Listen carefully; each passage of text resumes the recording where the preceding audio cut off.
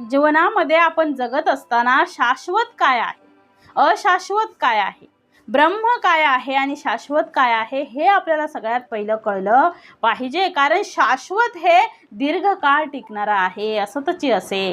ब्रह्म कसा आहे, असतची असे सर्व काळ, तो सदोदित राहणार आहे. मग शाश्वत काय आहे, सत्य काय आहे हे आपण शोधलं पाहिजे. आणि आपण भलत्या सुखाच्या मागे न लागता शाश्वत जे आहे, जे खरं आहे, जे सत्य आहे, जे टिकून राहणारं आहे आणि जे असतची असे सर्व काळ, जे कायम आहे, असं शाश्वत ब्रह्म काय आहे, शाश्वत ब्रह्म म्हणजे काय आहे हे समर्थाने या समासामध्ये आपल्याला दिलेलं आहे. आपण अशाश्वताच्या मागे लागतो, जे संपून जाणारं आहे, त्याचा ज्याचा काळच राहणार नाही, अशाच्या मागे आपण लागतो. भौतिक सुखांच्या मागे, या मायेच्या मागे आपण झटत असतो. परंतु समर्थ म्हणतात शाश्वत काय आहे